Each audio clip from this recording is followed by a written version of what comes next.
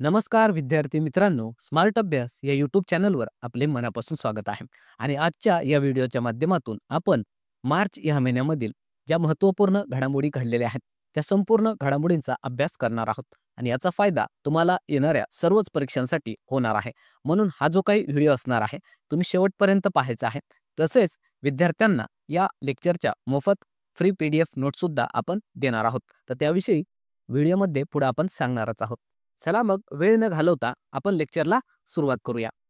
त्या अगोदर या लेक्चरमध्ये काय काय असणार आहे तर त्याविषयीची जी काही अनुक्रमानिका आहे पाहणार आहोत. तर राज्य, राष्ट्रीय, आंतरराष्ट्रीय सुरुवातीला घडामोडी आपण बघणार आहोत. त्यानंतर महत्त्वाचे जे काही पुरस्कार देण्यात आलेले आहेत ते सुद्धा आपण पाहणार आहोत. क्रीडा घडामोडी, अंतरिक्ष, विज्ञान व तंत्रज्ञान घडामोडी ज्या घडलेल्या आहेत त्या पाहणार आहोत. प्रमुख निधन वार्ता, त्यानंतर ज्या काही महत्त्वाच्या नियुक्त्या आहेत त्या संपूर्ण आपण या व्हिडिओ लेक्चरच्या माध्यमातून बघण्याचा प्रयत्न करणार आहोत. तर चला मग सुरुवात करूया. तर पहिला असणार आहे राज्य, राष्ट्रीय, आंतरराष्ट्रीय घडामोडी. तर त्याचा पहिला प्रश्न असेल, छत्रपती शिवाजी महाराजांचे महाराष्ट्रातील पहिले मंदिर कोठे उभारण्यात आले? ऑप्शन्स या ठिकाणी देण्यात आले आहेत आणि जो उत्तर असेल ऑप्शन नंबर बी, भिवंडी. अतिशय महत्त्वाचा हा प्रश्न असणार आहे येणाऱ्या परीक्षांसाठी. तर हे आपल्याला लक्षात ठेवायचं आहे. त्यासोबतच याविषयी काही पॉईंट्स लक्षात ठेवायचे आहेत. तर छत्रपती शिवाजी महाराजांचं जे काही नुकतंच मंदिर महाराष्ट्रामध्ये उभारण्यात आलेलं आहे भिवंडी या ठिकाणी, याचं उद्घाटन नुकतंच महाराष्ट्राचे मुख्यमंत्री देवेंद्र फडणवीस यांच्या हस्ते करण्यात आलेलं आहे. आणि अशा प्रकारचं छत्रपती शिवाजी महाराजांचं हे महाराष्ट्रामधील पहिलंच मंदिर आहे.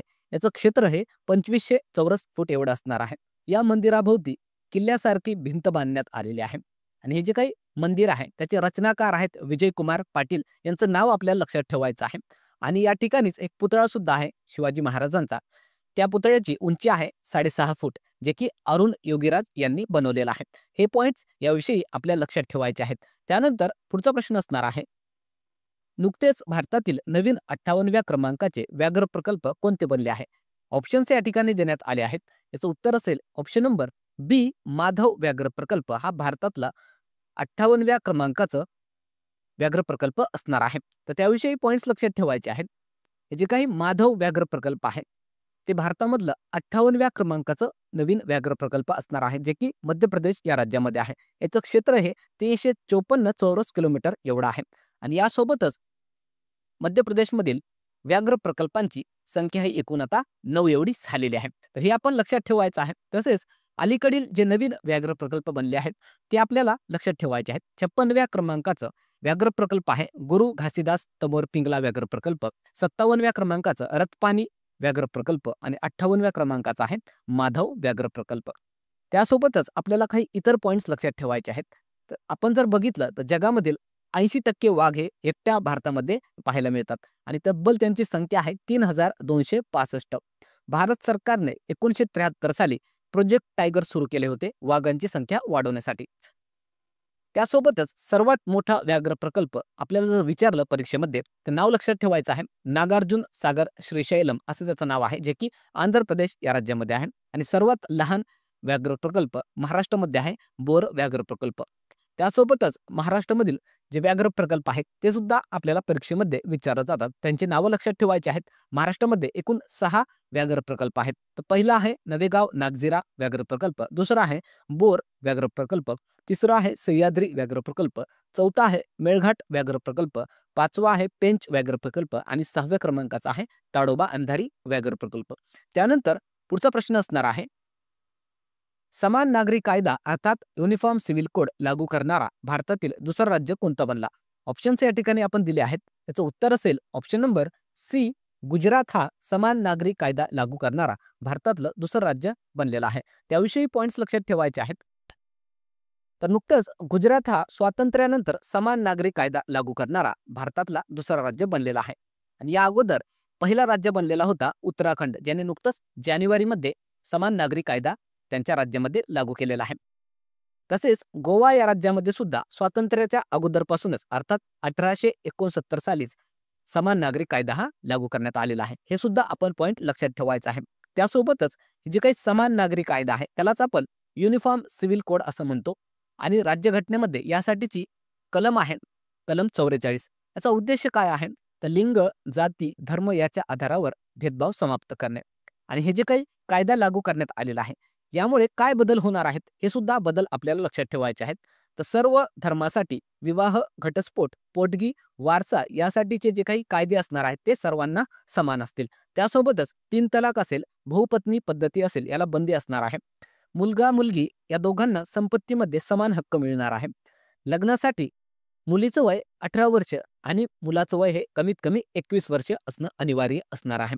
तसेच जे लिव्ह इन मध्ये राहणारे जोडपे असणार आहेत, त्यांना ऑनलाईन नोंदणी करणे हे अनिवार्य असणार आहे. तर हे अतिशय महत्त्वाचे मुद्दे आहेत, आपल्याला लक्षात ठेवायचे आहेत. यावर हमखास येणाऱ्या परीक्षांमध्ये प्रश्न हा दिसून येणार आहे. त्यानंतर पुढचा प्रश्न असणार आहे, प्रधानमंत्री नरेंद्र मोदी कोणत्या राज्यात नवीन पंबन ब्रिजचे उद्घाटन करणार आहेत? आणि जो उत्तर असणार आहे ऑप्शन नंबर बी, तामिळनाडू या राज्यामध्ये हे नवीन पंबन ब्रिजचं उद्घाटन नरेंद्र मोदी यांच्या हस्ते करण्यात येणार आहे. तर त्याविषयी आपल्याला पॉइंट्स लक्षात ठेवायचे आहेत. हे जे काही नवीन पंबन ब्रिज असणार आहे, ते भारताचा पहिला व्हर्टिकल लिफ्ट ब्रिज असणार आहे आणि हे एक रेल्वे ब्रिज आहे मित्रांनो. याची लांबी ही 2.5 किलोमीटर एवढी आहे. हा जो काही ब्रिज आहे, तो भारताची मुख्य भूमी व रामेश्वरम जो बेट आहे, त्याला जोडण्याचं काम करणार आहे. सध्या जर बघितलं, हे जे काही जुनं पंबन ब्रिज आहे, त्याची निर्मिती 1914 साली करण्यात आलेली होती आणि या ब्रिजला 100 वर्षापेक्षा सुद्धा अधिकचा काळ हे झालेला आहे. म्हणून या ब्रिजला नव्याने एकदा पुन्हा बनवण्यात येत आहे. तर हे जे काही ब्रिज असेल, आता या नवीन ब्रिजमुळे हे जे काही अंतर पार करण्यासाठी वेळ लागणार आहे, ते फक्त 5 मिनिटं लागणार आहे. सध्या आपण बघितलं तर त्यासाठी 25 ते 30 मिनिटं एवढा कालावधी हा लागत असतो. तर यामुळे जे काही वेळेची बचत ही होणार आहे. तर हे आपण पॉइंट्स याविषयी लक्षात ठेवायचे आहेत.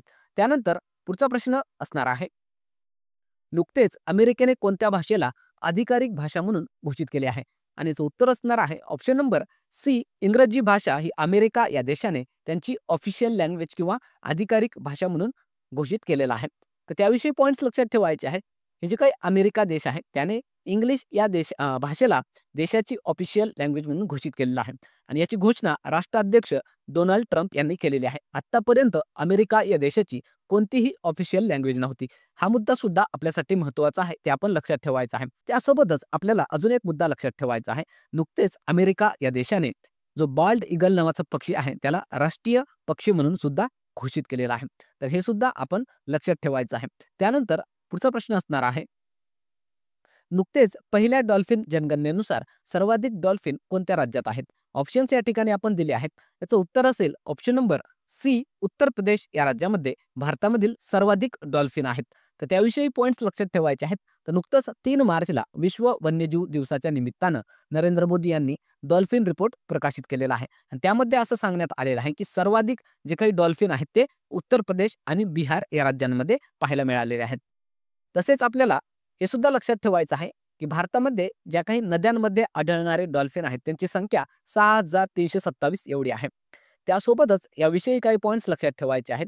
गंगा नदीमध्ये डॉल्फिन हे मोठ्या प्रमाणामध्ये आढळतात. तसेच भारताचा राष्ट्रीय जलीय प्राणी सुद्धा डॉल्फिन आहे. याची घोषणा 5 ऑक्टोबर 2009 ला करण्यात आलेली होती आणि याच दिवशी 5 ऑक्टोबरला राष्ट्रीय डॉल्फिन दिवस म्हणून सुद्धा भारतामध्ये साजरा केला जातो. त्यानंतर पुढचा प्रश्न बघण्या अगोदर व्हिडिओ आवडला तर व्हिडिओला लाईक करायचा आहे. चॅनलवर नवीन असाल तर चॅनलला सबस्क्राईब करून घ्यायचा आहे. तसेच हा व्हिडिओ आपल्या विद्यार्थी मित्रांना नक्की शेअर करा, जेणेकरून याचा फायदा आपल्या मित्रांना सुद्धा होईल. चला मग पुढचा प्रश्न आपण बघणार आहोत. नुकतेच भारताने कोणत्या वर्षापर्यंत क्षयरोग मुक्त होण्याचे लक्ष्य ठेवले आहे? आणि जो उत्तर असणार आहे ऑप्शन नंबर ए, 2025 या वर्षापर्यंत भारताने क्षयरोग अर्थात टीबी मुक्त होण्याचं लक्ष्य ठेवलेलं आहे. तर सध्या आपण जर भारतामध्ये बघितलं तर दर 3 मिनिटाला 2 व्यक्तींचे टीबीमुळे किंवा क्षयरोगमुळे मृत्यू हे होत असतो आणि यावर उपाययोजना म्हणून भारताने खूप सारे प्रयत्नही केलेले आहेत आणि त्या दृष्टीनेच भारताने 2025 या वर्षापर्यंत टीबी मुक्त होण्याचं लक्ष ठेवलेलं आहे. हे आपण लक्षात ठेवायचं आहे. तसेच हे जे काही टीबी रोग आहे, ते एका जीवाणूमुळे होत असतं. त्या जीवाणूचं नाव असतं मायकोबॅक्टेरियम ट्युबरक्युलोसिस. जागतिक क्षयरोग दिवस हा 24 मार्चला साजरा केला जातो. तसेच आपल्याला 2024 ची याविषयीची थीम लक्षात ठेवायचं आहे. Yes we can end TB, commit, invest and deliver असं त्याचं नाव असणार आहे. हे मुद्दे आपल्यासाठी महत्त्वाचे आहेत, ते लक्षात ठेवायचे आहेत. त्यानंतर पुढचा प्रश्न असणार आहे, भारत रस्त्यांच्या नेटवर्कमध्ये जगात कितव्या क्रमांकावर आहे? ऑप्शन्स या ठिकाणी देण्यात आले आहेत. त्याचं योग्य उत्तर असेल ऑप्शन नंबर बी. भारत हा सध्या जगामध्ये रस्त्यांच्या नेटवर्कमध्ये दुसऱ्या क्रमांकावर आलेला आहे. त्याविषयी पॉइंट्स लक्षात ठेवायचे आहेत. तर नुकतंच रस्ते आणि महामार्ग मंत्रालयाने एक अहवाल प्रकाशित केला आहे. त्यानुसार भारत हा रस्त्यांच्या जाळ्यामध्ये जगात दुसऱ्या क्रमांकावर आलेला आहे. हे आपल्याला पॉइंट लक्षात ठेवायचं आहे. तसेच इतर काही महत्त्वाचे पॉइंट्स लक्षात ठेवायचे आहेत. सध्या भारतामध्ये एकूण रस्त्यांची लांबी आहे 63.45 लाख किलोमीटर. राष्ट्रीय महामार्ग आहेत यामध्ये 1,46,195 किलोमीटर आणि राज्य महामार्ग आहेत 1,79,535 किलोमीटर आणि एक्सप्रेस महामार्ग आहेत 5,579 किलोमीटरचे. त्यासोबतच रस्त्यांच्या नेटवर्कमध्ये सध्या टॉप देश कोणते आहेत ते सुद्धा आपल्याला लक्षात ठेवायचे आहेत. पहिल्या क्रमांकावर अमेरिका हा देश आहे, दुसऱ्या क्रमांकावर आपला भारत आहे, तिसऱ्या क्रमांकावर चीन आणि चौथा क्रमांक ब्राझील या देशाचा लागतो. त्यानंतर पुढचा प्रश्न असणार आहे, नुकतेच कोणत्या देशात 7.7 रिश्टर स्केलचा शक्तिशाली भूकंप आला होता? ऑप्शन्स या ठिकाणी देण्यात आले आहेत. त्याचे योग्य उत्तर असेल ऑप्शन नंबर डी. म्यानमार आणि थायलंड या देशामध्ये नुकतंच 7.7 रिश्टर स्केलचा असा शक्तिशाली भूकंप आलेला होता आणि याचा सर्वाधिक फटका हा म्यानमार या देशाला बसलेला आहे. यामुळे त्या देशामधील 144 पेक्षा सुद्धा अधिक लोकांचा मृत्यू हा झालेला आहे आणि यासाठीच भारताने म्यानमारच्या मदतीसाठी ऑपरेशन ब्रह्मा सुरू केलेलं आहे. या ऑपरेशनचं नाव आपण लक्षात ठेवायचं आहे. यावर आपल्या परीक्षेमध्ये प्रश्न हा विचारला जाऊ शकतो. त्यानंतरचा प्रश्न असणार आहे, भारतातील पहिले सहकारी विद्यापीठ कोणत्या राज्यात सुरू केलं जाणार आहे? ऑप्शन्स या ठिकाणी देण्यात आले आहेत आणि याचं योग्य उत्तर असेल ऑप्शन नंबर सी. गुजरात या राज्यामध्ये भारतातलं पहिलं सहकारी विद्यापीठ सुरू केलं जाणार आहे आणि याची घोषणाही नुकतंच करण्यात आलेली आहे. तर जे काही आपले भारताचे सहकार आणि गृहमंत्री आहेत अमित शहा यांनी याविषयीचा विधेयक सुद्धा लोकसभेमध्ये मांडलेला आहे आणि हे जे काही विद्यापीठ असणार आहे त्याला नाव देण्यात येणार आहे त्रिभुवन भाई पटेल जे आहेत त्यांचं. हे अमूलचे संस्थापक होते. तर हे सुद्धा पॉइंट आपण लक्षात ठेवायचे आहेत. यावर आपल्या परीक्षांमध्ये प्रश्न हा विचारला जाऊ शकतो. त्यानंतरचा प्रश्न असेल, भारतातील पहिला अंडर वॉटर संग्रहालय आणि कृत्रिम रीफ कोणत्या राज्यात बनवले जाणार आहे? ऑप्शन्स या ठिकाणी देण्यात आले आहेत.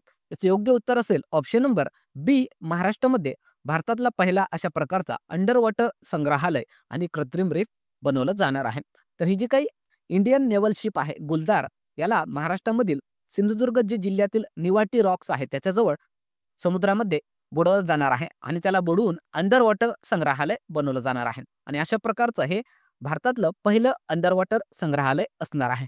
याचा उद्देश काय असणार आहे तर समुद्री पर्यटनाला चालना देणे.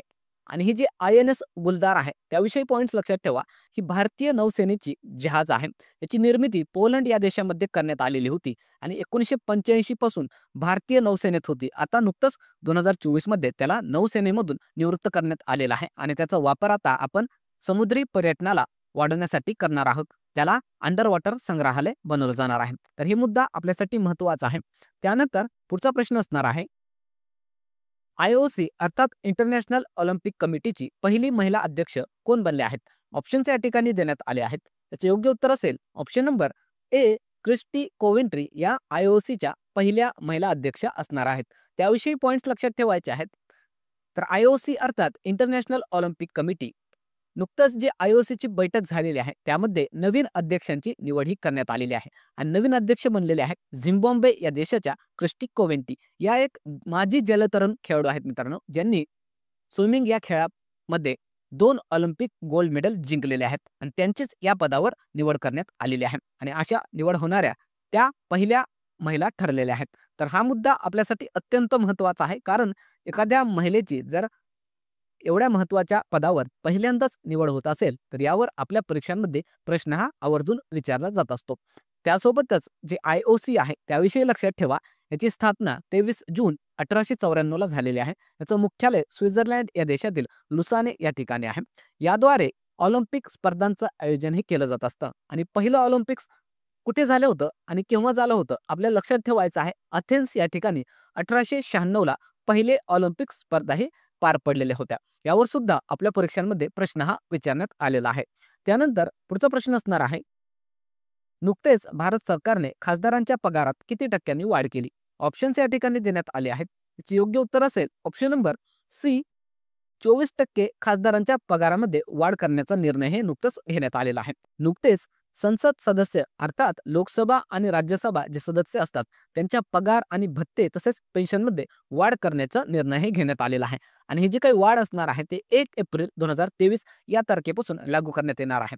जी वेतन होती अगोदर ते 1 लाख रुपये प्रति महिना एवढी होती. आता ती वाढून 1,24,000 एवढी करण्यात आलेली आहे. तर दैनिक भत्ता 2,000 रुपयांवरून वाढून आता 2,500 एवढं करण्यात आलेलं आहे. पेन्शन यावरून वाढून आता 31,000 रुपये प्रति महिना एवढं असणार आहे.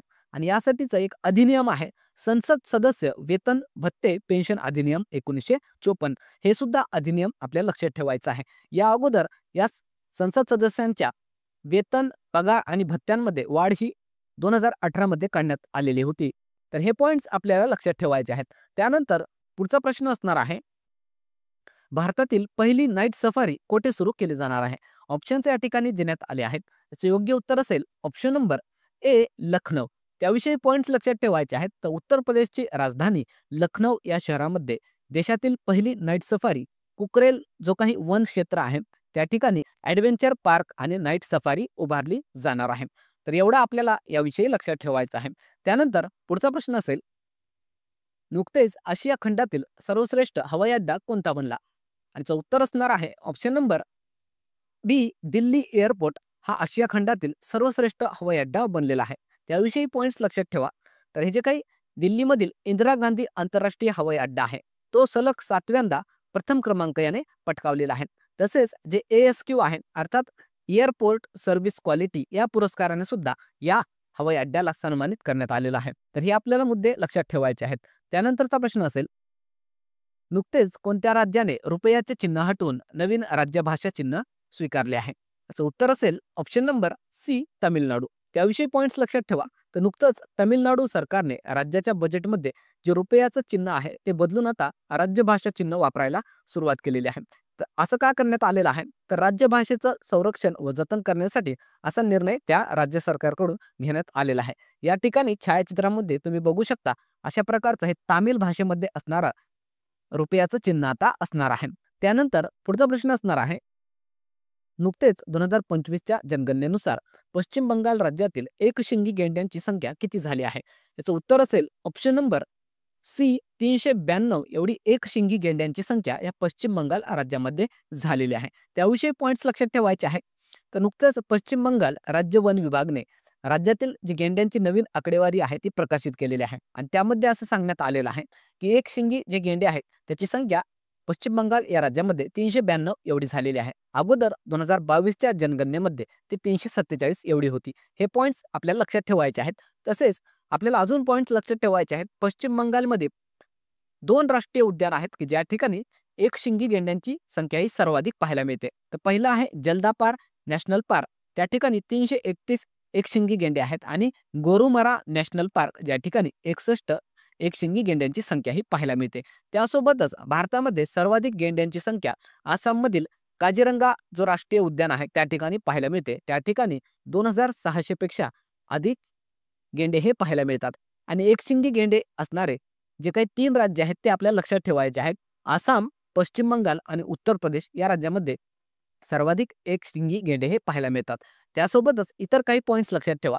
जर सर्वाधिक वाघांची संख्या असणारं राज्य कोणतं असं जर परीक्षेत विचारलं तर नाव लक्षात ठेवायचं आहे मध्य प्रदेश. सर्वाधिक पक्ष्यांच्या प्रजाती असणारं राज्य आहे पश्चिम बंगाल आणि सर्वाधिक डॉल्फिन उत्तर प्रदेश या राज्यामध्ये पाहायला मिळतात. त्यानंतर पुढचा प्रश्न असणार आहे वरिष्ठ नागरिक आयोग स्थापन करणारा भारतातील पहिलं राज्य कोणता बनला आहे. ऑप्शन्स या ठिकाणी देण्यात आले आहेत.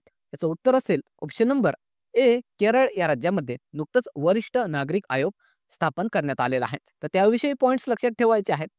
तर नुकतंच केरळ या राज्यामध्ये वरिष्ठ नागरिक आयोग स्थापन करण्यात आलेला आहे आणि असं करणारा केरळ हा भारतामधील पहिला राज्य बनलेला आहे. याचा उद्देश काय आहे तर याद्वारे ज्येष्ठ नागरिकांचं अधिकार कल्याण यावर लक्ष केंद्रित केलं जाणार आहे. तसेच त्याविषयी धोरणं बनवली जातील तसेच सरकारला शिफारसी या केल्या जाणार आहेत. हे आपल्याला पॉइंट्स लक्षात ठेवायचे आहेत. त्यासोबतच अजून एक पॉइंट लक्षात ठेवायचा आहे विश्व वरिष्ठ नागरिक दिवस 21 ऑगस्टला साजरा केला जातो. त्यानंतर पुढचा प्रश्न असणार आहे नुकतेच जगातील सर्वात मोठे वन्यजीव संरक्षण व पुनर्वसन केंद्र वनताराचे उद्घाटन कोठे करण्यात आले. ऑप्शन्स या ठिकाणी देण्यात आले आहेत. याचे योग्य उत्तर असेल ऑप्शन नंबर बी गुजरात या ठिकाणी हे वनतारा नावाचं सर्वात मोठं वन्यजीव संरक्षण व पुनर्वसन केंद्र याचं उद्घाटन करण्यात आलेलं आहे. त्याविषयी पॉइंट्स लक्षात ठेवायचे आहेत. हे जे काही वनतारा आहे त्याचं उद्घाटन नरेंद्र मोदी यांच्या हस्ते करण्यात आलेलं आहे गुजरातमधील जामनगर या ठिकाणी. आणि हे जे काही वनतारा आहे ते रिलायन्स ऑइल रिफायनरी जे क्षेत्र आहे त्या ठिकाणी उभारण्यात आलेलं आहे. याची स्थापना Reliance industries and Reliance foundation जे आहे त्यांनी 2010ला केलेली आहे.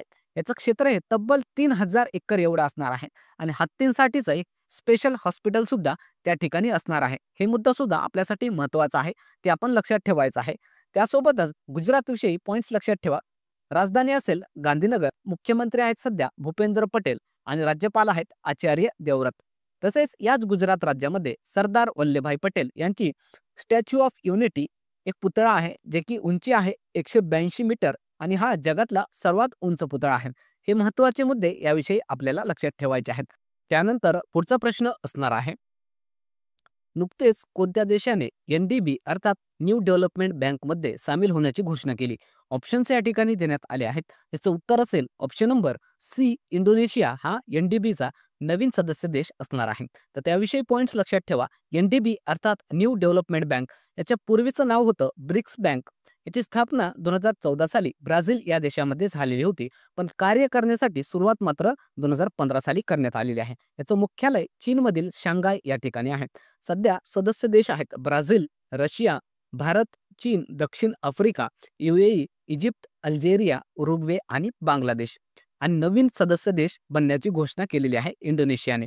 तसेच हा जो काही इंडोनेशिया देश आहे तो ब्रिक्सचा 10व्या क्रमांकाचा सदस्य सुद्धा नुकतंच बनलेला आहे. हे सुद्धा पॉइंट आपल्याला लक्षात ठेवायचं आहे. यानंतर आपण महत्त्वाचे जे काही पुरस्कार असणार आहेत 2025 मध्ये देण्यात आलेले ते आपण या ठिकाणी बघणार आहोत. तर पहिला प्रश्न असणार आहे, नुकतेच महाराष्ट्र भूषण पुरस्कार कोणाला जाहीर झाला? अत्यंत महत्त्वाचा हा प्रश्न असणार आहे आपल्या परीक्षेच्या दृष्टीने. यावर हमखास येणाऱ्या परीक्षांमध्ये प्रश्न हा विचारला जाणार आहे. ऑप्शन्स या ठिकाणी देण्यात आले आहेत. त्याचे योग्य उत्तर असेल option number C, Ram Sutar यांना नुकतंच महाराष्ट्र भूषण पुरस्कार 2024 जाहीर झालेला आहे किंवा देण्यात आलेला आहे. तर त्याविषयी काही पॉइंट्स लक्षात ठेवायचे आहेत. तर 2024चा पुरस्कार हा प्रसिद्ध शिल्पकार जे राम सुतार आहेत त्यांना देण्यात आलेला आहे आणि राज्यातील हा सर्वोच्च पुरस्कार मानला जातो. या पुरस्काराचा क्रमांक होतं 19. तसेच याची सुरुवात 1996ला झालेली आहे. त्यासोबतच आपल्याला लक्षात ठेवायचं आहे की पहिला महाराष्ट्र भूषण पुरस्कार पु ल देशपांडे जे कवी होते यांना देण्यात आलेला होता. पुरस्काराचं स्वरूप असतं 25 लाख रुपये. या अगोदर 2023चे विजेते होते अशोक सराफ आणि त्या अगोदर 2022चे विजेता होते अप्पासाहेब धर्माधिकारी. आणि हे जे काही राम सुतार आहेत त्याविषयी लक्षात ठेवा, यांनी भारतामधील जे काही प्रसिद्ध असे पुतळे आहेत ते बनवलेले आहेत. त्यामध्ये स्टॅच्यू ऑफ युनिटी जे की सरदार वल्लभभाई पटेल यांचा पुतळा आहे, जो की जगामधील सर्वात उंच असा पुतळा समजला जातो. स्टॅच्यू ऑफ प्रॉस्परिटी जे की बेंगलोर या शहरामध्ये आहे, जे की कॅम्पागौडा यांचा हा पुतळा असणार आहे. हे सुद्धा राम सुतार यांनीच बनवलेलं आहे. तर हे आपण यांच्याविषयी पॉइंट्स लक्षात ठेवायचे आहेत. त्यांना या अगोदर 1999 साली पद्मश्री आणि 2016 साली पद्मभूषण पुरस्कार देऊन सुद्धा सन्मानित करण्यात आलेला आहे. तर हे अत्यंत महत्त्वाचे पॉइंट्स यांच्याविषयी आपल्याला लक्षात ठेवायचे आहेत. त्यानंतर पुढचा प्रश्न असणार आहे, नुकतेच 59वा ज्ञानपीठ पुरस्कार कोणाला देण्यात आला? ऑप्शन्स या ठिकाणी देण्यात आले आहेत. याचे योग्य उत्तर असेल ऑप्शन नंबर ए, विनोद कुमार शुक्ल यांना 59व्या क्रमांकाचा नुकताच ज्ञानपीठ पुरस्कार देण्यात आलेला आहे. त्याविषयी पॉइंट्स लक्षात ठेवायचे आहेत. हे जे काही ज्ञानपीठ पुरस्कार देण्यात आलेला आहे 2024चा त्याचा क्रमांक होतं 59वा. विजेता ठरले आहेत हिंदी लेखक विनोद शुक्ल जे की छत्तीसगडचे आहेत आणि त्यांच्याविषयी एक विशेष असा पॉइंट लक्षात ठेवायचा आहे. ज्ञानपीठ मिळणारे हे छत्तीसगड राज्यातील पहिलेच लेखक ठरलेले आहेत. हा पॉइंट स्टार करून ठेवायचा आहे. हिंदी साहित्यामध्ये त्यांनी उत्कृष्ट योगदान दिल्यामुळे त्यांना या पुरस्काराने सन्मानित करण्यात आलेला आहे. आणि भारतातील हे जे काही साहित्य क्षेत्र आहे त्यामधील सर्वोच्च सन्मान मानला जातो. पुरस्काराचं स्वरूप असतं 11 लाख रुपये आणि सरस्वतीची मूर्ती. आणि हे जे काही पुरस्कार आहेत ते 23 भाषांमधील साहित्यासाठी दिला जातो. त्यामध्ये राज्यघटनेतील 8व्या अनुसूचीमध्ये ज्या 22 भाषा सांगण्यात आलेल्या आहेत त्या आणि एक इंग्लिश अशा एकूण 23 भाषांसाठी हा पुरस्कार दिला जात असतो. आणि हे जे विनोद कुमार शुक्ल आहेत त्यांच्याविषयी एक पॉइंट लक्षात ठेवा, त्यांचा दीवार में एक खिडकी रही थी हे जे साहित्य आहे त्याला साहित्य अकादमी पुरस्कार सुद्धा मिळालेला आहे 1999 साली. या अगोदर 2023चे ज्ञानपीठ विजेता कोण होते हे सुद्धा आपल्याला लक्षात ठेवायचं आहे. तर त्यासाठीचे 2 विजेता होते जगद्गुरू रामभद्राचार्य आणि गुलजार. तसेच मराठी भाषेतील ज्ञानपीठ विजेता आतापर्यंत कोण कोण राहिलेले आहेत त्यांचे नावं आपल्या परीक्षांमध्ये विचारले जातात, ते लक्षात ठेवायचे आहेत. 1974 साली वि. स. खांडेकर यांच्या ययाती यासाठी ज्ञानपीठ पुरस्कार देण्यात आलेला होता. 1984 साली वि. वा. शिरवाडकर यांना, विदा करंदीकर यांना 2003 साली ज्ञानपीठ पुरस्कार देण्यात आलेला आहे आणि भालचंद्र नेमाडे यांना 2014 साली. हे अत्यंत महत्त्वाचे पॉइंट्स आपल्याला लक्षात ठेवायचे आहेत. त्यानंतर पुढचा प्रश्न असणार आहे, नुकतेच ऑस्कर सोहळा 2025 मध्ये सर्वश्रेष्ठ चित्रपट कोणते ठरले? ऑप्शन्स या ठिकाणी देण्यात आले आहेत. याचे योग्य उत्तर असेल ऑप्शन नंबर सी, अनुरा हा ऑस्कर सोहळा 2025 मध्ये सर्वश्रेष्ठ चित्रपट ठरलेला आहे. त्याविषयी पॉइंट्स लक्षात ठेवायचे आहेत. तर हे जे काही ऑस्कर अवॉर्ड सोहळा पार पडलेला आहे त्याचं हे 97व्या क्रमांकाचं एडिशन होतं. याचं आयोजन अमेरिका देशातील लॉस एंजेलिस या ठिकाणी झालेलं आहे. यामध्ये सर्वश्रेष्ठ चित्रपट ठरलेला आहे अनुरा, सर्वश्रेष्ठ अभिनेता ठरला आहे एड्रियन ब्रॉडी त्याच्या द ब्रुटॅलिस्ट या चित्रपटासाठी, सर्वश्रेष्ठ अभिनेत्री मिकी मॅडिसन अनुरा या चित्रपटासाठी, सर्वश्रेष्ठ दिग्दर्शक ठरले आहेत सीन बेकर अनुरा या चित्रपटासाठी. आणि ऑस्कर जिंकणारे पहिले भारतीय कोण होते त्यांचं नाव लक्षात ठेवायचं आहे, भानू अथय्या. त्यांना गांधी या चित्रपटासाठी 1982 साली ऑस्कर अवॉर्ड देण्यात आलेला आहे. तसेच इतर काही जे भारतीय आहेत ज्यांना ऑस्कर पुरस्कार देण्यात आलेला आहे त्यांचं सुद्धा नाव लक्षात ठेवायचं आहे. ए.आर. रहमान आणि गुलजार यांना 2008 साली स्लमडॉग मिलिनियर हा जो काही चित्रपट आहे त्यामध्ये संगीत आणि गीतासाठी पुरस्कार देण्यात आलेला आहे. एम किरवानी जे संगीतकार आहेत त्यांना 2023 मध्ये नाटू नाटू गाणं जे आहे RRR या चित्रपटामधील त्यासाठी देण्यात आलेलं आहे. कार्तिकी गोंजाल्वेज आणि गुनीत मुंगा यांना 2023 मध्ये जो काही लघुपट आलेला होता एलिफंट विस्पर्स यासाठी हा पुरस्कार देण्यात आलेला आहे. हे अत्यंत महत्त्वाचे पॉइंट्स आपल्याला लक्षात ठेवायचे आहेत. त्यानंतर पुढचा प्रश्न बघण्या अगोदर या ठिकाणी विद्यार्थ्यांना एक महत्त्वाची सूचना असणार आहे. तर नुकतंच आपण विद्यार्थ्यांसाठी वर्षभर चालणारी चालू घडामोडीची ऑनलाईन तसेच ऑफलाईन चालू घडामोडीची टेस्ट सिरीज ही सुरू केलेली आहे. यामध्ये दर रविवारी वर्षभर टेस्ट ही असणार आहे. यामध्ये एकूण 52 टेस्ट असणार आहेत आणि यासाठी आपण अतिशय कमी फीस ठेवलेली आहे. तसेच झालेल्या टेस्टचं स्पष्टीकरण आपल्याला PDF च्या स्वरूपामध्ये देण्यात येणार आहे. या ठिकाणी आपण पाहू शकता फक्त 299 एवढी फीस वर्षभरासाठी असणार आहे. तर ज्या विद्यार्थ्यांना ही टेस्ट सिरीज लावायची आहे त्यांनी या दिलेल्या नंबरवर मेसेज करायचा आहे आणि ऍडमिशन घ्यायचं आहे. चला मग पुढचा प्रश्न आपण बघणार आहोत. एशिया फिल्म अवॉर्ड्स 2025 मध्ये सर्वश्रेष्ठ चित्रपटाचा पुरस्कार कोणी जिंकला? ऑप्शन्स या ठिकाणी देण्यात आले आहेत. योग्य उत्तर असेल option number C, All We Imagine as Light याला नुकतंच सर्वश्रेष्ठ चित्रपटाचा पुरस्कार देण्यात आलेला आहे. तर हे जे काही एशिया फिल्म अवॉर्ड्स पार पडलेलं आहे त्याचं हे 18व्या क्रमांकाचं एडिशन होतं जे की हाँगकाँग या ठिकाणी पार पडलेलं आहे आणि यामध्ये सर्वश्रेष्ठ चित्रपट ठरलेला आहे All We Imagine as Light. याचे दिग्दर्शक आहेत भारतीय पायल कपाडिया. यामध्ये बेस्ट ॲक्ट्रेस ठरली आहे शहाना गोस्वामी त्याच्या संतोष या चित्रपटासाठी. हे मुद्दे सुद्धा आपण लक्षात ठेवायचे आहेत. त्यानंतरचा प्रश्न असेल 2025चा आबेल पुरस्कार कोणाला देण्यात आला? ऑप्शन्स या ठिकाणी देण्यात आले आहेत. याचं योग्य उत्तर असेल ऑप्शन नंबर ए, मसाकी काशिवारा यांना नुकतंच 2025चा आबेल पुरस्कार देण्यात आलेला आहे. आणि हे जे काही आबेल पुरस्कार आहेत ते गणित क्षेत्रामध्ये जे उल्लेखनीय कार्य करणारे व्यक्ती असतात त्यांना दिला जात असतो. या पुरस्काराला गणिताचा नोबेल म्हणून सुद्धा ओळखले जाते आणि यावर्षीचा हा आबेल पुरस्कार जपानचे गणिततज्ञ मसाकी काशिवारा यांना देण्यात आलेला आहे. हे आपल्याला पॉइंट्स लक्षात ठेवायचे आहेत. तसेच हा पुरस्कार कोणाद्वारे दिला जातो तर ते लक्षात ठेवायचं आहे. नॉर्वे या देशाकडून हा आबेल पुरस्कार देण्यात येतो. या पुरस्काराची स्थापना 2002 साली झालेली आहे आणि पुरस्काराची रक्कम म्हणून 7.5 मिलियन क्रोन रुपये दिले जात असतात. आणि या पुरस्काराचे एकमेव भारतीय विजेता आहेत SR श्रीनिवास वर्धन ज्यांना 2007 साली हा पुरस्कार देऊन सन्मानित करण्यात आलेला आहे. हे सुद्धा पॉइंट आपण लक्षात ठेवायचा आहे. त्यानंतर पुढचा प्रश्न असणार आहे, नुकतेच युनायटेड किंगडम या देशाच्या हाऊस ऑफ कॉमन्स मध्ये कोणत्या भारतीयाचा लाईफ टाईम अचिव्हमेंट पुरस्कार देऊन सन्मान करण्यात आला? ऑप्शन्स या ठिकाणी देण्यात आले आहेत. याचं योग्य उत्तर असेल ऑप्शन नंबर ए, जे भारतीय अभिनेता आहेत चिरंजीवी यांना हा नुकतंच UK या देशाच्या हाऊस ऑफ कॉमन मध्ये लाईफ टाईम अचिव्हमेंट पुरस्कार देऊन सन्मानित करण्यात आलेला आहे. आणि हे जे काही हाऊस ऑफ कॉमन असतं जसं भारतामध्ये कनिष्ठ सभागृह असतं लोकसभा त्या प्रकारचं हे UK या देशामध्ये हाऊस ऑफ कॉमन असतं आणि त्यामध्येच जे दाक्षिणात्य अभिनेता आहेत चिरंजीवी यांना हा पुरस्कार देण्यात आलेला आहे. त्यासोबतच आपल्याला अजून एक पॉइंट लक्षात ठेवायचा आहे. 2024 साली त्यांना पद्मविभूषण पुरस्कार देऊन सुद्धा सन्मानित करण्यात आलेला आहे. त्यानंतरचा प्रश्न असणार आहे, नुकतेच आयफा अवॉर्ड्स 2025 मध्ये सर्वोत्कृष्ट चित्रपट कोणते ठरले? ऑप्शन्स या ठिकाणी देण्यात आले आहेत. त्याचे योग्य उत्तर असेल ऑप्शन नंबर सी, लापता लेडीज हा आयफा अवॉर्ड्स 2025 मध्ये सर्वोत्कृष्ट चित्रपट ठरलेला आहे. त्याविषयी पॉईंट लक्षात ठेवा. तर आयफाचं लॉंग फॉर्म असतं international Indian film academy awards. याचं हे 25व्या क्रमांकाचं एडिशन होतं आणि हे नुकतंच राजस्थानमधील जयपूर या ठिकाणी पार पडलेलं आहे. आणि याविषयीचा एक महत्त्वाचा मुद्दा लक्षात ठेवा. भारतामध्ये हे दुसऱ्यांदा या सोहळ्याचं आयोजन हे होत आहे. या अगोदर 2019 मध्ये मुंबईमध्ये या सोहळ्याचं आयोजन करण्यात आलेलं होतं. त्यासोबतच आपल्याला पॉइंट्स लक्षात ठेवायचे आहेत. यामध्ये सर्वोत्कृष्ट चित्रपट ठरला आहे लापता लेडीज. सर्वोत्कृष्ट अभिनेता ठरला आहे कार्तिक आर्यन त्याच्या भूल भुलैया 3 या चित्रपटासाठी.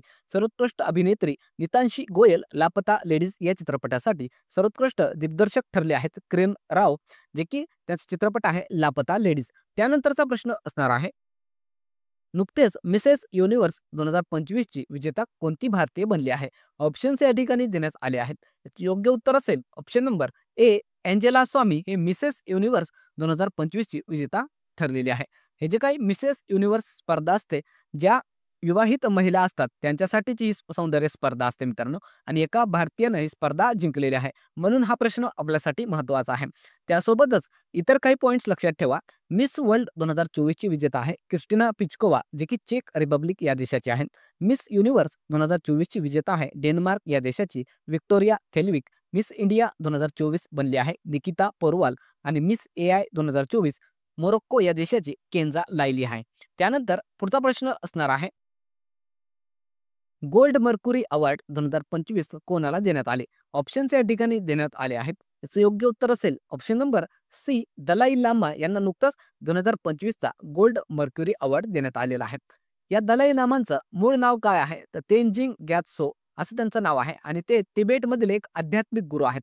सध्या आपण जर बघितलं तर जे काही तिबेटमधील आणि चायनामधील जे विवाद आहेत त्यामुळे ते भारतामधील हिमाचल प्रदेशमध्ये राहिला आहेत. हे सुद्धा आपण लक्षात ठेवायचं आहे. आणि यांना हा पुरस्कार का देण्यात आलेला आहे? तर शांती, अहिंसा, करुणा व पर्यावरणीय स्थिरतेला त्यांनी प्रोत्साहन दिल्यामुळे त्यांचा हा सन्मान करण्यात आलेला आहे. आणि हा जो काही पुरस्कार आहे तो कोणाद्वारे दिला जातो? तर गोल्ड मर्क्युरी इंटरनॅशनल संस्था आहे युनायटेड किंगडम या देशामध्ये, त्याद्वारे हा पुरस्कार देण्यात येत असतो. हे अत्यंत महत्त्वाचे पॉइंट्स आपल्याला लक्षात ठेवायचे आहेत. त्यानंतरचा प्रश्न असेल, आंतरराष्ट्रीय बुकर पुरस्कारासाठी सूचीबद्ध होणारी पहिली कन्नड भाषेतील पुस्तक कोणते ठरले? ऑप्शन्स या ठिकाणी देण्यात आले आहेत. याचे योग्य उत्तर असेल ऑप्शन नंबर बी, हार्ट लॅम्प ही जी काही कादंबरी आहे ती आंतरराष्ट्रीय बुकर पुरस्कारासाठी सूचीबद्ध होणारी पहिली कन्नड भाषेतील पुस्तक ठरलेलं आहे. आणि याच्या लेखिका आहेत बानू मुश्ताक, ज्या की कन्नड लेखिका आहेत. हे आपण पॉइंट लक्षात ठेवायचे आहेत. त्यासोबतच हे जे काही आंतरराष्ट्रीय बुकर पुरस्कार आहे त्याविषयी पॉइंट्स लक्षात ठेवा. याची सुरुवात 2005 साली झालेली आहे आणि जगभरामधील जे इंग्रजीत अनुवादित अर्थात ट्रान्सलेट केलेले सर्वश्रेष्ठ साहित्य असतात त्यासाठी हा पुरस्कार दिला जातो. पुरस्काराची रक्कम असते 50,000 पाऊंड. पहिले भारतीय वंशाचे पुरस्कार विजेते होते VS नायपॉल. त्यांच्या इन अ फ्री स्टेट या कादंबरीसाठी हा पुरस्कार देण्यात आलेला होता. तसेच 2024 चे विजेता कोण आहेत ते सुद्धा लक्षात ठेवायचे आहेत. त्यांचं नाव आहे जेनी ॲर्पनबेक. त्यांच्या कैरोज या साहित्यासाठी हे पुरस्कार देण्यात आलेला आहे. त्याचं ट्रान्सलेशन केलं होतं मायकेल हॉगमन यांनी. हे पॉइंट्स महत्त्वाचे आहेत, आपण लक्षात ठेवायचे आहेत. त्यानंतरचा प्रश्न असेल, नुकतेच कोणत्या भारतीयाला ब्रिटनचा नाईटहुड सन्मान देण्यात आला? ऑप्शन्स या ठिकाणी देण्यात आले आहेत. याचं योग्य उत्तर असेल ऑप्शन नंबर बी, सुनील मित्तल यांना नुकतंच ब्रिटन देशाकडून नाईटहुड हा सन्मान देण्यात आलेला आहे. हे जे काही सुनील मित्तल आहेत ते भारती एंटरप्राइजेस, ज्याला आपण एअरटेल म्हणून ओळखतो, त्याचे ते संस्थापक आहेत आणि त्यांना हा ब्रिटनचा प्रतिष्ठित असा नाईटहुड सन्मान देण्यात आलेला आहे. हे आपण लक्षात ठेवायचं आहे. आणि त्यांना हा पुरस्कार का देण्यात आला? तर भारत आणि ब्रिटन या दोन देशांमधील जे व्यापार संबंध आहेत त्यांनी मजबूत केल्यामुळे त्यांचा हा सन्मान करण्यात आलेला आहे. याचं नाव काय असणार आहे या सन्मानाचं? तर the knighthood commander of the most excellent order of the British Empire. हे नाव आपण लक्षात ठेवायचं आहे. आणि या अगोदरचे विजेता कोण आहेत? तर 1977 साली जमशेद इराणी यांना हा पुरस्कार देण्यात आलेला आहे. 2001 साली पंडित रविशंकर यांना आणि 2009 साली रतन टाटा यांना सुद्धा हा पुरस्कार देण्यात आलेला आहे. त्यानंतरचा प्रश्न असणार आहे, नुकतेच पंतप्रधान नरेंद्र मोदींना कोणत्या देशाचा सर्वोच्च नागरी सन्मान देण्यात आला? ऑप्शन्स या ठिकाणी देण्यात आले आहेत. याचे योग्य उत्तर असेल ऑप्शन नंबर ए, मॉरिशस या देशाचा सर्वोच्च नागरी सन्मान आपल्या भारताचे पंतप्रधान नरेंद्र मोदी यांना देण्यात आलेला आहे. त्यासोबतच याविषयी काही पॉईंट्स लक्षात ठेवायचे आहेत. तर नुकतंच जे आपले भारताचे पंतप्रधान आहेत ते मॉरिशसच्या दौऱ्यावर असताना त्यांना हा पुरस्कार देण्यात आलेला आहे. पुरस्काराचं नाव काय आहे? तर the grand commander of the Order of the star and की ऑफ द इंडियन ओशन. आणि हे पुरस्कार मिळणारे ते पहिले भारतीय बनले आहेत. हा पॉईंट आपल्यासाठी महत्वाचा आहे, स्टार करून ठेवायचा आहे. आणि तसेच जगामधील हे 5वे व्यक्ती ठरले आहेत ज्यांना मॉरिशसचा सर्वोच्च नागरी पुरस्कार देण्यात आलेला आहे. त्यासोबतच नरेंद्र मोदी यांना मागच्या काही काळामध्ये जे पुरस्कार किंवा सन्मान मिळालेले आहेत विविध देशांकडून ते आपण लक्षात ठेवायचे आहेत. तर 2024 साली डोमानिका या देशाकडून सर्वोच्च सन्मान देण्यात आलेला आहे. त्यासोबतच नायजेरिया या देशाकडून सुद्धा सर्वोच्च सन्मान देण्यात आलेला आहे. बार्बाडोसचा सुद्धा सर्वोच्च सन्मान देण्यात आलेला आहे. गयाना आणि नुकतंच the Order of Mubarak al Kabir Kuwait या देशाचा सुद्धा सर्वोच्च सन्मान आपल्या भारताच्या पंतप्रधान नरेंद्र मोदी यांना देण्यात आलेला आहे. हे अतिशय महत्त्वाचे पॉईंट्स आपल्याला लक्षात ठेवायचे आहेत. यावर हमखास आपल्या येणाऱ्या परीक्षांमध्ये प्रश्न हा विचारला जाऊ शकतो. त्यानंतर आपण महत्त्वाच्या ज्या काही घडामोडी घडलेल्या आहेत त्याचा अभ्यास या ठिकाणी करणार आहोत. तर पहिला प्रश्न असणार आहे, ICC चॅम्पियन्स ट्रॉफी 2025चा विजेता कोणता देश ठरला? ऑप्शन्स या ठिकाणी देण्यात आले आहेत. याचे योग्य उत्तर असेल ऑप्शन नंबर ए, भारतीय पुरुष क्रिकेट संघ नुकताच ICC चॅम्पियन्स ट्रॉफीचा विजेता ठरलेला आहे. अत्यंत महत्त्वाचा हा प्रश्न असणार आहे आपल्या परीक्षेच्या दृष्टीने, ते आपण लक्षात ठेवायचं आहे. त्याविषयी पॉईंट्स लक्षात ठेवा.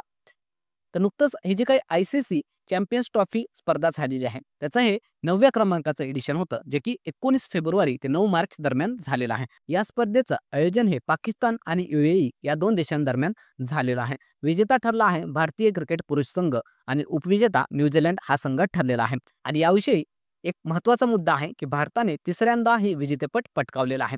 या अगोदर 2002 आणि 2013ला आपण ही स्पर्धा जिंकलेली आहे. भारताने तब्बल 12 वर्षानंतर ही ट्रॉफी जिंकलेली आहे. हे सुद्धा आपण लक्षात ठेवायचं आहे. यामध्ये प्लेयर ऑफ द मॅच ठरलेला आहे रोहित शर्मा आणि प्लेयर ऑफ द टुर्नामेंट ठरलेला आहे न्यूझीलंड या देशाचा सचिन रवींद्र. त्यानंतर पुढचा प्रश्न असणार आहे, खेलो इंडिया पॅरा गेम्स 2025 स्पर्धेत प्रथम क्रमांकावर कोणता राज्य राहिला? ऑप्शन्स या ठिकाणी देण्यात आले आहेत. याचे योग्य उत्तर असेल ऑप्शन नंबर बी, हरियाणा हा राज्य या स्पर्धेमध्ये प्रथम क्रमांकावर राहिलेला आहे. त्याविषयी पॉईंट्स लक्षात ठेवायचे आहेत. तर ही जी काही खेलो इंडिया पॅरा गेम्स स्पर्धा पार पडलेली आहे त्याचं हे 2ऱ्या क्रमांकाचं एडिशन होतं, जे की नवी दिल्ली या ठिकाणी पार पडलेलं आहे. यामध्ये प्रथम क्रमांक हरियाणा या राज्याने पटकावलेला आहे. या स्पर्धेचा शुभांकर होतं उज्ज्वला अर्थात चिमणी. टॅगलाईन होती हौसलो की उडान आणि गीत होतं खेलेगा खेलेगा मेरा इंडिया, जितेगा मेरा इंडिया. हे आपल्याला टॅगलाईन आणि गीत लक्षात ठेवायचं आहे. त्यासोबतच या स्पर्धेमधील जे काही टॉपची राज्य होती त्यांचे नावं लक्षात ठेवा. हरियाणा 104 पदकांसह प्रथम क्रमांकावर राहिलेला आहे. दुसरा क्रमांक तामिळनाडू या राज्याने पटकावलेला आहे. तिसऱ्या क्रमांकावर उत्तर प्रदेश, चौथा क्रमांक राजस्थानचा आणि 5व्या क्रमांकावर आपला महाराष्ट्र राहिलेला आहे एकूण 43 पदकांसह. हे महत्त्वाचे मुद्दे आपल्याला लक्षात ठेवायचे आहेत. तसेच इतर काही पॉईंट्स लक्षात ठेवा. नुकतंच खेलो इंडिया विंटर गेम्स 2025 पार पडलेला आहे. त्यामध्ये विजेता ठरलेले आहे सेना अर्थात आर्मी आणि महाराष्ट्राचा यामध्ये 3रा क्रमांक आलेला आहे. खेलो इंडिया पॅरा गेम्समध्ये हरियाणा प्रथम क्रमांकावर राहिलेला आहे आणि खेलो इंडिया युथ गेम्समध्ये महाराष्ट्र प्रथम क्रमांकावर राहिलेला आहे. हे सुद्धा पॉईंट्स आपल्यासाठी महत्त्वाचे आहेत, ते लक्षात ठेवायचे आहेत. त्यानंतरचा प्रश्न असेल की नुकतेच रणजी ट्रॉफीचा विजेता कोण ठरला? ऑप्शन्स या ठिकाणी देण्यात आले आहेत. त्याचे योग्य उत्तर असेल ऑप्शन नंबर ए, विदर्भ हा संघ रणजी ट्रॉफीचा विजेता ठरलेला आहे. तर ही जी काही रणजी ट्रॉफी स्पर्धा आहे 2025 ची ती पार पडलेली आहे. यामध्ये विजेता ठरलेला आहे विदर्भ तिसऱ्यांदा. आणि पहिला विजेता कोण होता असं जर विचारलं तर बॉम्बे संघ हा पहिल्यांदा 1934-1935 ला विजेता ठरलेला होता. हे सुद्धा आपण याविषयी लक्षात ठेवायचं आहे. त्यानंतरचा प्रश्न असेल, नुकतेच 6वी आशियाई महिला कबड्डी चॅम्पियनशिप 2025 कोणी जिंकली? ऑप्शन्स या ठिकाणी देण्यात आले आहेत. याचं योग्य उत्तर असेल ऑप्शन नंबर सी, भारताने ही स्पर्धा जिंकलेली आहे. त्याविषयी पॉईंट्स लक्षात ठेवा. हे जे काही स्पर्धा झालेली आहे आशिया महिला कबड्डी चॅम्पियनशिप याचं हे 6व्या क्रमांकाचं एडिशन होतं. ठिकाण होतं इराण देशातील तेहरान. विजेता ठरलेला आहे भारत, जे की भारताने ही स्पर्धा 5व्यांदा जिंकलेली आहे आणि उपविजेता ठरलेला आहे इराण. त्यानंतर पुढचा प्रश्न असणार आहे, नुकतेच विश्व ज्युनियर बुद्धिबळ चॅम्पियनशिप 2025चा विजेता कोण बनला? ऑप्शन्स या ठिकाणी देण्यात आले आहेत. याचे योग्य उत्तर असेल option number A. Pranav Venkatesh हा नुकतंच विश्व ज्युनियर बुद्धिबळ चॅम्पियनशिप जी झालेली आहे त्याचा तो विजेता ठरलेला आहे. त्याविषयी पॉईंट्स लक्षात ठेवा. ही जी काही स्पर्धा आहे पेट्रोबॅक या ठिकाणी पार पडलेली आहे. त्याचा कालावधी होता 26 फेब्रुवारी ते 7 मार्च या दरम्यान आणि या स्पर्धेमध्ये 20 वर्षापेक्षा जे कमी वयाचे स्पर्धक असतात ते भाग घेत असतात. याचा विजेता ग्रँड मास्टर प्रणव व्यंकटेश हा ठरलेला आहे आणि स्पर्धा जिंकणारा तो 7वा भारतीय बनलेला आहे. तसेच आपल्याला बुद्धिबळ विषयी अजून काही पॉईंट्स लक्षात ठेवायचे आहेत. भारताचा पहिला ग्रँड मास्टर होता विश्वनाथ आनंद. विश्व बुद्धिबळ स्पर्धा नुकतंच पार पडलेली आहे 2024 ची. त्यामध्ये डी गुकेश हा सर्वात तरुण विजेता ठरलेला आहे. अवघ्या 18व्या वर्षी त्यांनी हे पराक्रम करून दाखवलेला आहे. त्यानंतरचा प्रश्न असेल, नुकतेच वुमन प्रीमियर लीग 2025 चा विजेता कोण बनला? ऑप्शन्स या ठिकाणी देण्यात आले आहेत. याचं योग्य उत्तर असेल ऑप्शन नंबर ए. मुंबई इंडियन्स हा WPL चा विजेता ठरलेला आहे. त्याविषयी पॉईंट्स लक्षात ठेवायचे आहेत. ही जी काही स्पर्धा आहे WPL ह्याचं हे 3ऱ्या क्रमांकाचं एडिशन होतं. 14 फेब्रुवारी ते 15 मार्च दरम्यान ही स्पर्धा झालेली आहे. विजेता ठरलेला आहे मुंबई इंडियन्स आणि उपविजेता दिल्ली कॅपिटल्स. यामध्ये जे सर्वाधिक रन काढलेले असतात त्याला ऑरेंज कॅप दिलं जात असतं. त्याचं नाव आहे मुंबई इंडियन्सची खेळाडू आहे नॅट स्कायवर प्रूट आणि पर्पल कॅप जे सर्वाधिक बळी घेतात त्यांना दिला जात असतो. तर त्याची विजेता ठरलेली आहे अमेलिया किर मुंबई इंडियन्स या संघाची. तसेच आपल्याला मागील काही विजेत्यांचे नावं लक्षात ठेवायचे आहेत. 2023 चा विजेता होता मुंबई इंडियन्स, 2024 चा विजेता RCB आणि आता 2025 ला परत एकदा मुंबई इंडियन्स हा संघ विजेता ठरलेला आहे. त्यानंतर पुढचा प्रश्न असणार आहे, hockey India player of the year पुरुष अवॉर्ड कोणाला देण्यात आला? ऑप्शन्स या ठिकाणी देण्यात आले आहेत. याचं योग्य उत्तर असेल ऑप्शन नंबर बी. हरमनप्रीत सिंग हा जो काही हॉकीपटू आहे त्याला नुकतंच hockey India player of the year पुरस्कार देण्यात आलेला आहे आणि नुकतंच त्याला मेजर ध्यानचंद खेलरत्न पुरस्कार 2024 देऊन सुद्धा सन्मानित करण्यात आलेला आहे. हे सुद्धा मुद्दा आपण लक्षात ठेवायचा आहे. त्यासोबतच hockey India player of the year महिला गटामध्ये पुरस्कार पटकावलेला आहे सविता पुनिया हिने. हे सुद्धा आपल्याला नाव लक्षात ठेवायचं आहे. यानंतर आपल्याला अंतरिक्ष संरक्षण विज्ञान व तंत्रज्ञान या घडामोडींचा अभ्यास करायचा आहे. तर पहिलाच प्रश्न असणार आहे, नुकतेच कोणत्या राज्याने उपग्रह लॉन्च करण्याची घोषणा केली आहे? ऑप्शन्स या ठिकाणी देण्यात आले आहेत. याचे योग्य उत्तर असेल ऑप्शन नंबर बी. आसाम या राज्याने स्वतःचं उपग्रह लॉन्च करण्याची घोषणा केलेली आहे.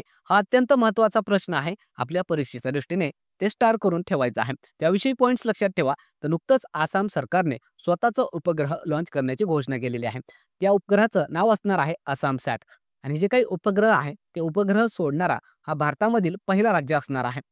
हे आपल्याला मुद्दा लक्षात ठेवायचा आहे. आणि हे जे काही उपग्रह असणार आहे ते अंतराळ विभागाचं जे इनस्पेस अर्थात Indian national space promotion and authorisation centre आहे त्यासोबत मिळून बनवणार आहे. हे सुद्धा आपण लक्षात ठेवा. याचा उद्देश काय आहे तर कृषी आपत्ती व्यवस्थापन, इन्फ्रास्ट्रक्चर डेव्हलपमेंट, सीमा संरक्षण आणि पोलीस अभियानांसाठी या उपग्रहाचा उपयोग हे केला जाणार आहे. त्यासोबतच इतर काही पॉईंट्स लक्षात ठेवा. तर भारताचा पहिला उपग्रह कोणता आहे हे आपल्या परीक्षेमध्ये विचारण्यात येत असतं. तर आर्यभट्ट हा भारताचा पहिला उपग्रह आहे जे की 1975 साली अवकाशामध्ये सोडण्यात आलेला होता. जगातील पहिला उपग्रह आहे USSR अर्थात आजचा रशिया. त्याचं नाव आहे स्पुटनिक जे की 1957 साली सोडण्यात आलेलं आहे आणि नुकतंच अलीगढ मुस्लिम युनिव्हर्सिटी जी आहे त्यानं सुद्धा स्वतःचा उपग्रह लॉन्च करण्याची घोषणा केलेली आहे आणि त्या उपग्रहाला नाव असणार आहे सर सय्यद अहमद खान यांचं. यांनीच अलीगढ मुस्लिम जे युनिव्हर्सिटी आहे त्याचं स्थापना केलेली आहे. हे मुद्दे अतिशय महत्त्वाचे आहेत, आपण लक्षात ठेवा. त्यानंतरचा प्रश्न असेल, नासाचे अंतराळवीर 9 महिन्यानंतर पृथ्वीवर परतले, त्यांचे नाव काय आहे? ऑप्शन्स या ठिकाणी देण्यात आले आहेत. याचे योग्य उत्तर असेल option number D. Sunita Williams आणि बुच विल्मर. हे नुकतंच जे 2 अंतराळवीर आहेत जे 9 महिने अंतराळामध्ये अडकलेले होते त्यांना सुखरूप पृथ्वीवर परत आणण्यात आलेलं आहे. तर हे आपण लक्षात ठेवायचं आहे. तब्बल ते 9 महिन्यानंतर अर्थात 286 दिवस अंतराळामध्ये राहिलेले आहेत आणि त्यानंतर आता त्यांना परत एकदा पृथ्वीवर आणण्यात आलेलं आहे आणि त्यासाठीची मोहीम होती क्रू 10 ज्याद्वारे त्यांना परत सुखरूप पृथ्वीवर आणण्यात आलेलं आहे. तसेच आपल्याला नासा अंतराळ संस्थेविषयी लक्षात ठेवायचं आहे. स्थापना झाली होती 29 जुलै 1958 ला. मुख्यालय आहे वॉशिंग्टन DC या ठिकाणी. त्यानंतरचा प्रश्न असेल, भारत कोणत्या देशासोबत सहयोग करून चंद्रयान-5 मोहीम पूर्ण करणार आहे? अत्यंत महत्त्वाचा प्रश्न आहे आपल्या परीक्षेच्या दृष्टीने आणि ऑप्शन्स या ठिकाणी देण्यात आले आहेत. याचं योग्य उत्तर असेल ऑप्शन नंबर बी. भारत हा जपान या देशासोबत सहयोग करून चंद्रयान-5 मोहीम पूर्ण करणार आहे. त्याविषयी पॉइंट्स लक्षात ठेवा. तर नुकतंच जे इस्रोचे अध्यक्ष आहेत व्ही नारायणन यांनी 13 मार्चला ही घोषणा केलेली आहे आणि ही मोहीम जपानची अंतराळ संस्था जक्सा जी आहे त्याच्या सहयोगाने पूर्ण केली जाणार आहे.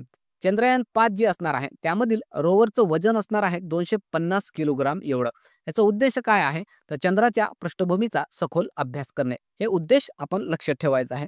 तसेच इतर काही महत्त्वाचे अंतराळ विषयक पॉइंट्स लक्षात ठेवायचे आहेत. भारताची गगनयान मोहीम आहे जी की पहिली मानव अंतराळ मोहीम असणार आहे. भारताचे अंतराळ स्थानक 2035 पर्यंत उभारले जाणार आहे. हे सुद्धा आपल्याला लक्षात ठेवायचं आहे. भारताचे मानवाला चंद्रावर उतरवण्याचं लक्ष्य आहे 2040 आणि भारताच्या 3 चंद्रयान मोहिमा सुद्धा झालेल्या आहेत. पहिली चंद्रयान मोहीम 2008 साली, चंद्रयान-2 मोहीम 2019 साली, त्यावेळेस अध्यक्ष होते के-सिवन. चंद्रयान-3 मोहीम 2023 ला, ज्यावेळेस अध्यक्ष होते एस सोमनाथ आणि याच चंद्रयान-3 द्वारे भारत चंद्राच्या दक्षिण ध्रुवावर उतरणारा जगातला पहिला देश बनलेला आहे. हे अत्यंत महत्त्वाचे पॉइंट्स आपल्याला लक्षात ठेवायचे आहेत. तसेच इस्रोविषयी काही पॉइंट्स लक्षात ठेवा. याचं लॉंग फॉर्म असणार आहे इंडियन स्पेस रिसर्च ऑर्गनायझेशन. अध्यक्ष आहेत सध्या व्ही नारायणन आणि मुख्यालय आहे कर्नाटक राज्यातील बँगलोर या ठिकाणी. याची स्थापना झाली होती 15 ऑगस्ट 1969 साली. त्यानंतरचा प्रश्न असेल, इस्रो कोणत्या वर्षापर्यंत मानवाला चंद्रावर उतरवणार आहे? याचं उत्तर असेल ऑप्शन नंबर सी 2040. त्याविषयी पॉइंट्स लक्षात ठेवा. तर इस्रोने नुकतंच 2040 पर्यंत भारतीय अंतराळवीराला चंद्रावर उतरवण्याचं लक्ष्य ठेवलेलं आहे. तसेच 2035 पर्यंत भारत स्वतःचं अंतराळ स्थानक अवकाशामध्ये उभारणार आहे अशी सुद्धा घोषणा केलेली आहे. हे दोन्ही पॉइंट्स आपल्यासाठी महत्त्वाचे आहेत, हे आपण लक्षात ठेवायचे आहेत. त्यानंतर पुढचा प्रश्न असणार आहे, अंतराळाची पाहणी करणारा जगातील पहिला खाजगी उपग्रह कोणत्या देशाने लॉन्च केला?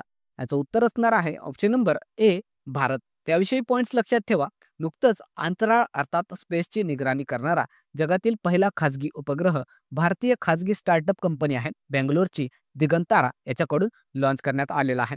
उपग्रहाचं नाव लक्षात ठेवा, स्कॉट असं त्याचं नाव आहे. त्याचं लॉंग फॉर्म असेल space camera for object tracking आणि या उपग्रहाला ज्या रॉकेटद्वारे प्रक्षेपित करण्यात आलेलं आहे त्याचं नाव लक्षात ठेवा ट्रान्सपोर्टर 12 असं त्याचं नाव आहे, जे की स्पेसएक्स या कंपनीचं आहे. याची विशेषता काय आहे? तर याद्वारे पृथ्वीची परिक्रमा करणारे 5 सेंटीमीटर पेक्षा पण लहान ऑब्जेक्टवर सुद्धा नजर ठेवणं हे शक्य होणार आहे आणि अशा प्रकारचा हा जगातला पहिला खाजगी उपग्रह असणार आहे. हे अत्यंत महत्त्वाचे पॉइंट्स आपल्याला लक्षात ठेवायचे आहे. नुकतेच कोणत्या भारतीय कंपनीने इंटरनेट सेवा देण्यासाठी स्टारलिंक सोबत करार केला? ऑप्शन्स या ठिकाणी देण्यात आले आहेत. याचे योग्य उत्तर असेल ऑप्शन नंबर डी एअरटेल आणि जे काही जिओ कंपनी आहे त्याने दोघांनी हे स्टारलिंक जी कंपनी आहे इलॉन मस्क यांची यासोबत इंटरनेट सेवा देण्यासाठी एक करार केलेला आहे. त्याविषयी पॉइंट्स लक्षात ठेवायचे आहेत. तर स्टारलिंक ही एक अमेरिकन सॅटेलाइट इंटरनेट कंपनी आहे. याचे संस्थापक आहेत इलॉन मस्क आणि या कंपनीने पृथ्वीच्या लोअर ऑर्बिटमध्ये हजारो सॅटेलाइट असे सोडलेले आहेत ज्याद्वारे जगभरामध्ये इंटरनेट सेवा पुरवली जाते. याचा फायदा काय असेल बरं? तर इंटरनेट वापरासाठी टॉवर किंवा केबलची गरजही पडणार नाही आणि भारताच्या अतिशय दुर्गम भागामध्ये सुद्धा यामुळे इंटरनेट सेवा पुरवणे शक्य होणार आहे. ते फायदे आपल्याला लक्षात ठेवायचे आहेत. त्यासोबतच इलॉन मस्क विषयी पॉइंट्स लक्षात ठेवा. यांच्या काही कंपन्या आहेत ज्या अतिशय महत्त्वाच्या आहेत. टेस्ला जी की इलेक्ट्रिक गाड्या बनवते, स्पेसएक्स जे खाजगी अंतराळ संस्था आहे, स्टारलिंक इंटरनेट सेवा देणारी कंपनी आहे आणि एक्स अगोदरचं जे ट्विटर आहे त्यांनी त्याचं नाव आता एक्स झालेलं आहे. हे सुद्धा आपण लक्षात ठेवायचं आहे. त्यानंतरचा प्रश्न असेल, सूर्याचे अभ्यास करण्यासाठी नासाकडून कोणती मोहीम लॉन्च करण्यात येणार आहे? ऑप्शन्स या ठिकाणी देण्यात आले आहेत. याचे योग्य उत्तर असेल ऑप्शन नंबर ए पंच असं त्या मोहिमेचं नाव असणार आहे. त्याविषयी पॉइंट्स लक्षात ठेवा. तर नासाकडून ही सूर्याचा अभ्यास करण्यासाठी मोहीम लॉन्च करण्यात येणार आहे. याद्वारे सूर्याचा जे काही बाह्य आवरण असणार आहे ज्याचं नाव कोरोना आहे व सौर हवा जी आहे विंड ज्याला आपण सोलर विंड म्हणतो याचा अभ्यास केला जाणार आहे. या मोहिमेचं नाव आपल्याला हमखास लक्षात ठेवायचं आहे. त्यानंतरचा प्रश्न असेल, सेबीचे नवीन अध्यक्ष कोण बनले आहेत? ऑप्शन्स या ठिकाणी देण्यात आले आहेत. याचं योग्य उत्तर असेल ऑप्शन नंबर ए तुहिनकांत पांडे. हे नुकतंच सेबीचे नवीन अध्यक्ष म्हणून त्यांना नियुक्त करण्यात आलेलं आहे. या अगोदर ते केंद्रीय वित्तीय सचिव सुद्धा राहिलेले आहेत आणि या अगोदरचे सेबीचे अध्यक्ष कोण होते असं जर विचारलं त्यांचं नाव लक्षात ठेवायचं आहे माधवी पुरीबुच. तसेच आपल्याला सेबी विषयी पॉइंट्स लक्षात ठेवायचे आहेत. याचं लॉंग फॉर्म आहे securities exchange board of India. स्थापना झाली होती 12 एप्रिल 1988 ला. 30 जानेवारी 1992ला सेबी अधिनियमद्वारे वैधानिक दर्जा सुद्धा याला देण्यात आलेला आहे. याचं मुख्यालय मुंबई या ठिकाणी आहे. याचं कार्य काय असतं तर शेअर मार्केटमधील जे व्यवहार असतात, जे काही नियमन व नियंत्रण असतं ते ठेवण्याचं काम हे या सेबीकडून केलं जात असतं. हे आपल्याला पॉईंट्स याविषयी लक्षात ठेवायचे आहेत. त्यानंतरचा प्रश्न असेल, नुकतेच भारताचे नवीन वित्त सचिव म्हणून कोणाची नियुक्ती करण्यात आली? ऑप्शन्स या ठिकाणी देण्यात आले आहेत. याचं योग्य उत्तर असेल ऑप्शन नंबर ए, अजय शेठ हे नुकतंच भारताचे नवीन वित्त सचिव असणार आहेत. त्याविषयी पॉईंट्स लक्षात ठेवा. हे जे काही अजय शेठ आहेत ते नवीन वित्त सचिव म्हणून त्यांना नियुक्त करण्यात आलेलं आहे. त्या अगोदर केंद्रीय महसूल विभागामध्ये सुद्धा सचिव पदावर राहिलेले आहेत. यापूर्वी वित्त सचिव कोण होते त्यांचं नाव सुद्धा लक्षात ठेवायचं आहे. तुहिंत कांत पांडे असं त्यांचं नाव होतं. आता ते नुकतंच सेबीचे नवीन अध्यक्ष झालेले आहेत. हे सुद्धा पॉईंट आपल्यासाठी महत्वाचं आहे, ते लक्षात ठेवायचं आहे. त्यानंतरचा प्रश्न असणार आहे, नुकतेच रमाकांत रथ यांचे निधन झाले, त्यांचा संबंध कोणत्या क्षेत्राशी होता? याचं उत्तर असेल ऑप्शन नंबर बी, ते कवी होते. रमाकांत रथ यांचं नुकतंच निधन झालेलं आहे आणि हे प्रसिद्ध कवी होते, ओडिया कवी, जे की 51व्या वर्षी त्यांचं निधन नुकतंच झालेलं आहे. या अगोदर त्यांना 2006 साली पद्मभूषण पुरस्कार देऊन सन्मानित करण्यात आलेला आहे. तसेच 1998 ते 2003 साली ते साहित्य अकादमीचे अध्यक्ष सुद्धा राहिलेले आहेत. हे अत्यंत महत्त्वाचे पॉईंट्स यांच्याविषयी आपल्याला लक्षात ठेवायचे आहेत. यानंतर मित्रांनो, आपण वन लायनर स्वरूपामध्ये जे आपल्या परीक्षेसाठी महत्त्वाचे मुद्दे आहेत ते कव्हर करणार आहोत. तर पश्चिम बंगाल राज्य सलग 3 वर्ष पक्षी गणनेमध्ये प्रथम क्रमांकावर राहिलेला आहे. त्या ठिकाणी 543 पक्ष्यांच्या प्रजाती पाहायला मिळालेल्या आहेत. मायाधर राऊत जे आहेत, जे की ओडिशी नृत्याचे जनक म्हणून ज्यांना ओळखलं जातं, त्यांचं नुकतंच निधन झालेलं आहे. नमिता गोखले यांनी एक पुस्तक प्रकाशित केलेलं आहे, Life on Mars collected stories. Jay Shah यांना नुकतंच आयकॉन ऑफ एक्सलन्स अवॉर्ड देऊन सुद्धा सन्मानित करण्यात आलेलं आहे. दिया सलाई हे एक आत्मकथा आहे. नोबेल पुरस्कार विजेते कैलास सत्यार्थी यांची ते लॉन्च करण्यात आलेली आहे. लेखिका डॉक्टर मीना प्रभू यांचं निधन झालेलं आहे. 8 मार्चला आंतरराष्ट्रीय महिला दिवस म्हणून साजरा करण्यात आलेला आहे. शुभमन गिल हा MRF कंपनीचा ब्रँड अँबॅसेडर बनलेला आहे. बँगलोर सिटी युनिव्हर्सिटी जे आहे त्याचं नाव बदलून आता भारताचे माजी पंतप्रधान मनमोहन सिंग युनिव्हर्सिटी असं ठेवण्यात आलेलं आहे. पंजाबमध्ये प्रोजेक्ट हिफाजत सुरू करण्यात आलेला आहे, महिला व बालकांना हिंसाचारापासून वाचवण्यासाठी. खंजीर नावाचा सैन्याभ्यास भारत व किर्गिस्तान दरम्यान पार पडलेला आहे.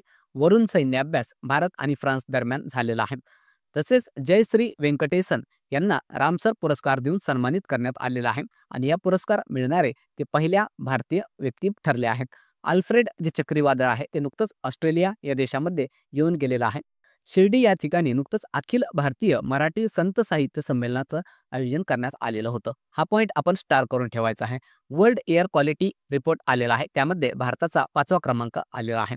भारत 2024 या वर्षामध्ये दुबई या शहरामध्ये जगात सर्वाधिक गुंतवणूक करणारा देश ठरलेला आहे. इंडिया मास्टर्स हा नुकतंच जे काही इंटरनॅशनल मास्टर्स लीग झालेली आहे त्याचा विजेता ठरलेला आहे. आयुष्यमान खुरारा फिट इंडिया आयकॉन म्हणून त्याची निवड करण्यात आलेली आहे. नुकतंच फ्रान्स या देशामध्ये जगातील सर्वात मोठे पांढऱ्या हायड्रोजनचे साठे सापडले आहेत. त्यानंतरचा पॉईंट आहे, नटुंबो नंदी नदैत्वाह ज्या की नामिबिया देशाच्या पहिल्या महिला राष्ट्रपती बनल्या आहेत. हे अत्यंत महत्त्वाचे पॉईंट्स आपण शेवटी रिवाईज करायचे आहेत. त्यानंतर मित्रांनो, थांबणार आहोत या ठिकाणी. व्हिडिओ जर आवडला तर कृपया करून व्हिडिओला लाईक करायचं आहे. चॅनलवर नवीन असाल तर चॅनलला सबस्क्राईब करून घ्यायचं आहे. कारण मित्रांनो, अशा प्रकारचे व्हिडिओ बनवण्यासाठी खूप सारी ऊर्जा आणि खूप सारी मेहनतही लागत असते. म्हणून आमच्या मेहनतीची पोचपावती म्हणून तुम्हाला जर हा व्हिडिओ आवडलेला असेल तर कृपया करून या व्हिडिओला लाईक करायचं आहे, चॅनलला सबस्क्राईब करून घ्यायचं आहे. तसेच आपल्या विद्यार्थी मित्रांना पण नक्की हा व्हिडिओ शेअर करा. तसेच या लेक्चरच्या मोफत नोट्स आपण आपल्या टेलिग्राम चॅनलला अर्थात स्मार्ट अभ्यास 555 या ठिकाणी टाकणार आहोत. त्या ठिकाणी जाऊन तुम्ही ते PDF डाउनलोड करून तुमच्याजवळ ठेवू शकता. तसेच आपलं इंस्टाग्राम आणि व्हॉट्सअप चॅनल आहे स्मार्ट अभ्यास या नावाने, त्याला सुद्धा जॉईन करून घ्या. त्या ठिकाणी विद्यार्थ्यांसाठी मोफत स्टडी मटेरियल आपण टाकत असतो. थांबूया मग, पुन्हा भेटूया एका नवीन व्हिडिओसह. तोपर्यंत धन्यवाद.